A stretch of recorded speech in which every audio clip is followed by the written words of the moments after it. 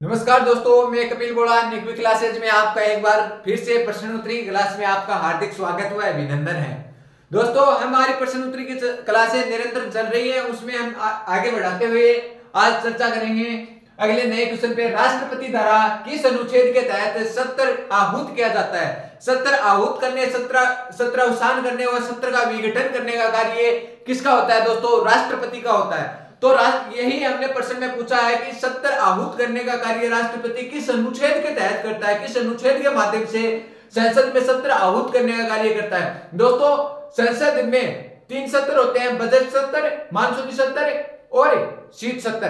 तो बात करते हैं संसद में सत्र कितने होते हैं? फर्स्ट होता है बजट सत्र। बजट सत्र कब आता है दोस्तों? हर बार संसद में बजट सत्र आता है। बजट सत्र कब आता है आपको ये पूछ लिया जाए तो फरवरी से मार्च के मध्य आता है। फरवरी व मार्च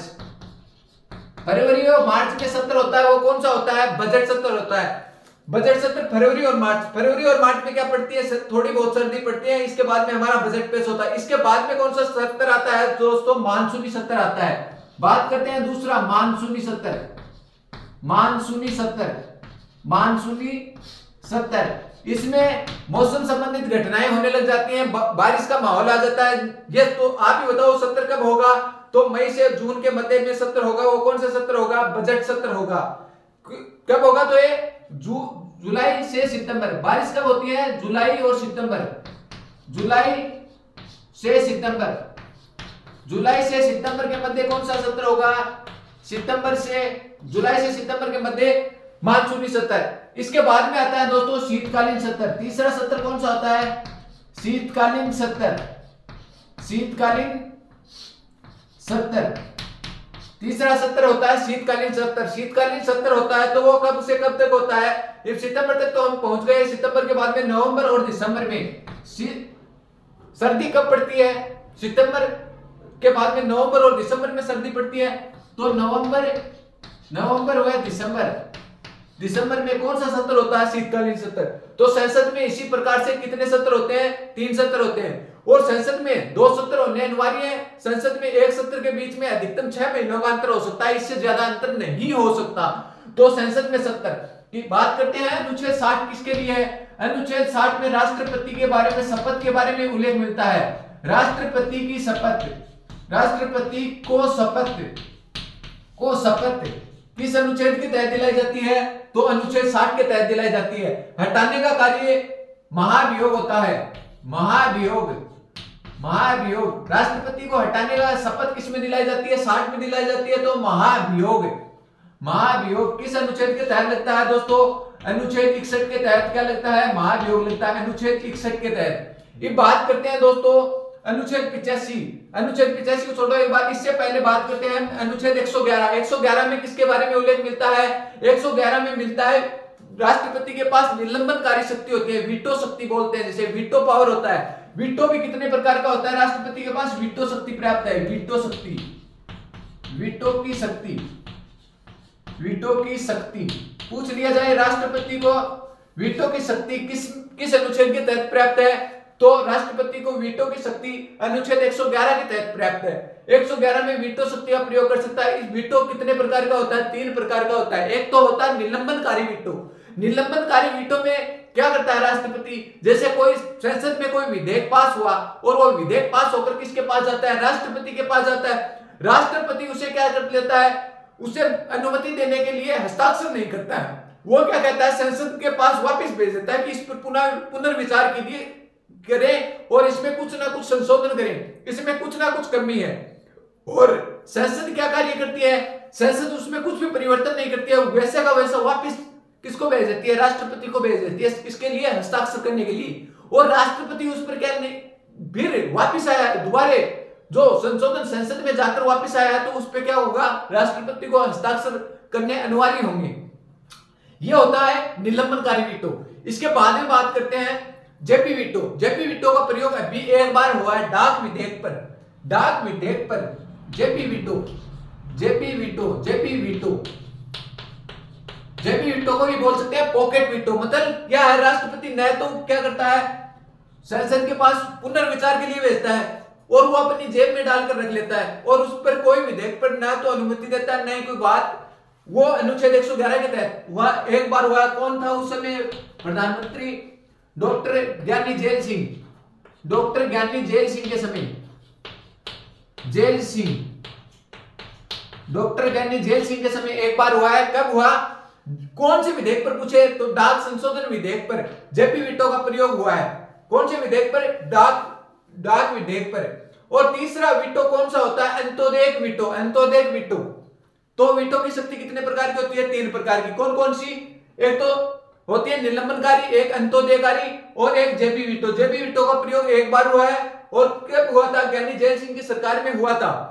ज्ञानी जेल सिंह की सरकार में क्या हुआ था? जेपी वीटो का प्रयोग हुआ था। इसके बाद में अनुच्छेद 108 की बात करेंगे। इससे पहले बता देता हूं इस प्रश्न का आंसर। अनुच्छेद 85। अनुच्छेद 85 में किसका वर्णन मिलता है? राष्ट्रपति अनुच्छेद 85 के तहत सत्र को आहूत कर सकता है, सत्र का विघटन कर सकता है, सत्र अवसान करने का कार्य कौन करता है? राष्ट्रपति करता है। जबकि यह सत्र आहूत करने का कार्य करता है, इसकी अध्यक्षता पूछ ली जाए कि संसद में अनुच्छेद 85 के तहत राष्ट्रपति द्वारा सत्र आहूत किया जाता है, उसकी अध्यक्षता कौन करता है? तो आपके सामने ऑप्शन होंगे प्रधानमंत्री, राज्यपाल, उपराष्ट्रपति या राष्ट्रपति या लोकसभा का अध्यक्ष। तो सत्र आहूत तो किसने किया? राष्ट्रपति ने। और उसकी अध्यक्षता का काम किसने किया? लोकसभा के अध्यक्ष ने। यह क्वेश्चन बार बार आता है, बार बार आता है। क्या आता है कि सत्र की आहूत तो राष्ट्रपति करता है, परंतु उसकी अध्यक्षता कौन करता है? आपके सामने इतना ही क्वेश्चन आएगा कि अनुच्छेद 85 के तहत सत्र को आहूत करने के बाद उसकी अध्यक्षता कौन करता है? उसमें यही ऑप्शन मिलेंगे, राष्ट्रपति, उपराष्ट्रपति, राज्यपाल और लोकसभा का अध्यक्ष। तो आपको क्या करना है? लोकसभा का अध्यक्ष करना। हम बात करेंगे अनुच्छेद 108। 108 एक बार आप इसका स्क्रीनशॉट ले, फिर हम अनुच्छेद 108 के बारे में चर्चा करेंगे। अभी दोस्तों अनुच्छेद 108 के बारे में हम चर्चा करते हैं। अनुच्छेद 108 में क्या दिया गया है? संयुक्त अधिवेशन। संसद में संयुक्त अधिवेशन में संयुक्त अधिवेशन दोस्तों संसद में संयुक्त अधिवेशन बुलाया जाता है अनुच्छेद 108 के तहत। वो कौन? बुलाने का कार्य कौन करता है? राष्ट्रपति करता है। यदि कोई विधेयक आया और उसमें लोकसभा और राज्यसभा में मतभेद पैदा हो गया तो उसमें क्या किया जाता है? उसके तहत राष्ट्रपति का 108 के तहत संयुक्त अधिवेशन बुलाने का कार्य करेगा। संयुक्त अधिवेशन बुलाने का कार्य कौन करता है? राष्ट्रपति करता है। किस अनुच्छेद के तहत? अनुच्छेद 108 के तहत करता है। अभी तक भारत में कितनी बार संयुक्त अधिवेशन बुलाया गया? ये क्वेश्चन आया हुआ है, आप इससे वाकिफ भी हो कि अभी तक संसद में 3 बार। संसद में कितनी बार? 3 बार। 3 बार संयुक्त अधिवेशन बुलाया गया है। कब बुलाया गया? 6 मई 1961 को दहेज प्रतिषेध अधिनियम पर। दहेज प्रतिषेध अधिनियम दहेज प्रतिषेध अधिनियम पर बुलाया गया। उस समय प्रधानमंत्री कौन था? जवाहरलाल नेहरू प्रधानमंत्री था। पहली बार संयुक्त अधिवेशन 6 मई 1961 को दहेज प्रतिषेध अधिनियम बुलाया गया। मतलब दहेज पर कानून बनाने के लिए एक विधेयक पास हुआ और उसमें लेकर राज्यसभा और लोकसभा में क्या हो गया? मतभेद हो गया। उस मतभेद को दूर करने के लिए राष्ट्रपति द्वारा अनुच्छेद 108 के तहत संयुक्त अधिवेशन बुलाया गया 6 मई 1961 को दहेज प्रतिषेध अधिनियम पर। प्रधानमंत्री उस समय थे जवाहरलाल नेहरू और राष्ट्रपति पूछे तो आपको पता ही है 1952 में चुनाव हुए थे। 2 साल राष्ट्रपति कौन रहे थे? राजेंद्र प्रसाद रहे थे। तो बात करते हैं हम दूसरी बार की बात करते हैं। दूसरा अधिवेशन, संयुक्त अधिवेशन कब बुलाया गया? 16 मई 1978 को बुलाया गया।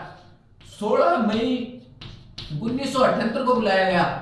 दूसरा संयुक्त अधिवेशन 16 मई 1978 को किस पर? बैंकिंग के लिए, बैंकिंग विधेयक के लिए, बैंकिंग विधेयक।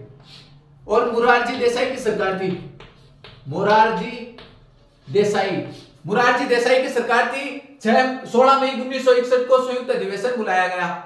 78 को 61 को तो कौन सा? प्रथम अधिवेशन और 78 में कौन सा? दूसरा अधिवेशन बैंकिंग विधेयक पर मोरारजी देसाई की सरकार के खिलाफ बुलाया गया था। बात करते हैं इसके बाद में 26 मई 2002 को पोटा का मतलब संसद में क्या हुआ था? आतंकी हमला हुआ था। उस पे क्या बुलाया गया था कि संसद पे आतंकी हमले को रोकने के लिए उस पर कानून बनाया जाए, उस पर क्या बुलाया गया, संयुक्त अधिवेशन बुलाया गया। तो अभी तक संयुक्त अधिवेशन की बात करें 3 बार बुलाया गया है। 6 मई 1961, देखो दोस्तों डेट याद करनी, तीनों ही कब आए हैं, मई में आए हैं।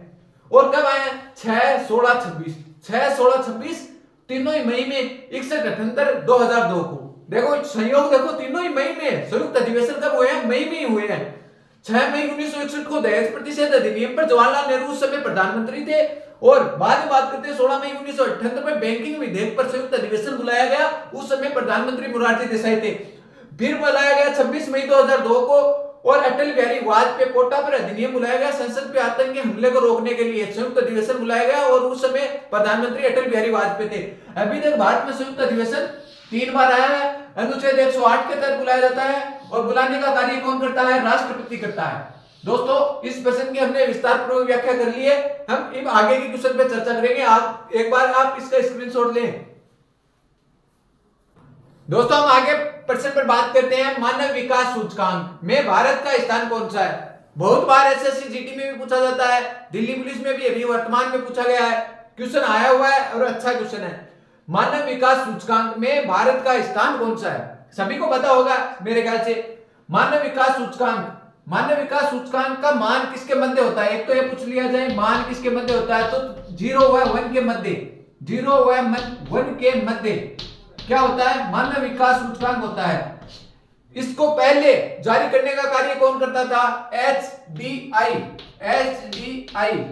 ह्यूमन डेवलपमेंट सिस्टम जारी करने का कार्य करता था। कौन करता था, 2010 से पहले HDI जारी करने का कार्य करता। वर्तमान में जारी कौन करता है, वर्तमान में जारी करने का कार्य, वर्तमान में कौन जारी करता है, यूएनडीपी। तो ये क्वेश्चन भी पूछा गया है एसएससी जीडी द्वारा कि मानव विकास सूचकांक को जारी करने वाली संस्था का क्या नाम है, तो संस्था का नाम है यूएनडीपी। ठीक है दोस्तों, वर्तमान में इसमें कुल कितने देशों ने भाग लिया, 191 देशों ने, 191वां देश कौन सा था, लो लास्ट स्थान किसका रहा मानव विकास सूचकांक में, दक्षिणी सूडान का। और ये 164वां स्थान पाकिस्तान का है। ठीक है दोस्तों, 129वां स्थान किसका है, बांग्लादेश का है। बांग्लादेश का कौन सा स्थान है, 129वां स्थान है। तो भारत का स्थान कौन सा है, 132वां स्थान है। दोस्तों 191वां स्थान किसका था, दक्षिणी सूडान का था। और इसके बाद में फर्स्ट स्थान की बात करें, फर्स्ट स्थान किसका है, स्विट्जरलैंड का। और दूसरा स्थान किसका है, नॉर्वे का कौन सा स्थान है, दूसरा स्थान है। यूएनडीपी द्वारा जारी किया जाता है। इसके क्या आधार क्या माने हैं, इसमें तीन स्तर के आधार माने हैं, 3 स्तर माने हैं। यूएनडीपी किसके आधार पर, 3 स्तर पर इसे जारी करने का कार्य करती है। 3 स्तर कौन कौन से है, पहला स्तर है जीवन प्रत्याशा।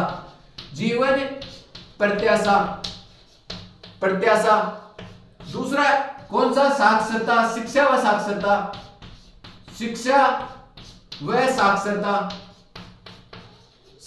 साक्षरता। और तीसरा आधार कौन सा माना है, प्रति व्यक्ति की आय।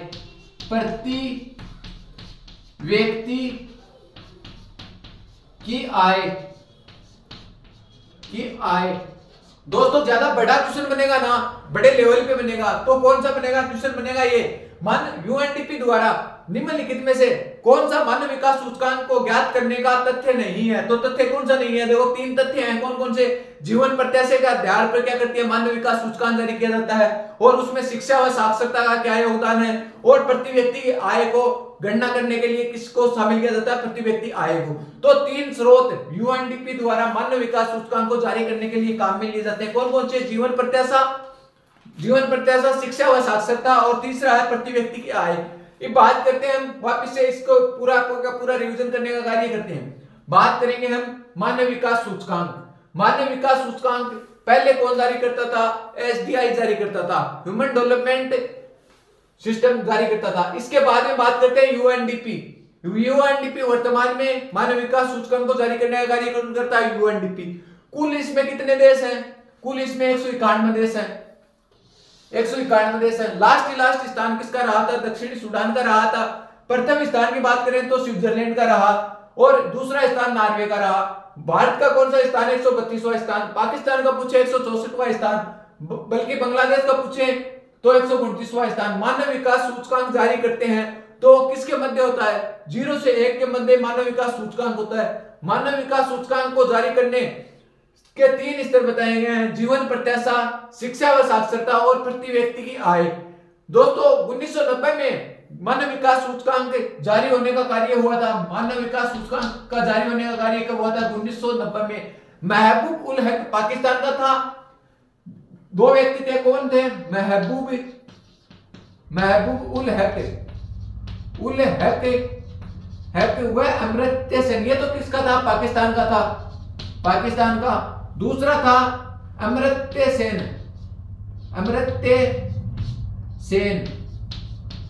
सेन, ये 2 क्या करते हैं, मानव विकास सूचकांक में महत्वपूर्ण योगदान निभाया था, 1990 में जारी करने का काम किया था।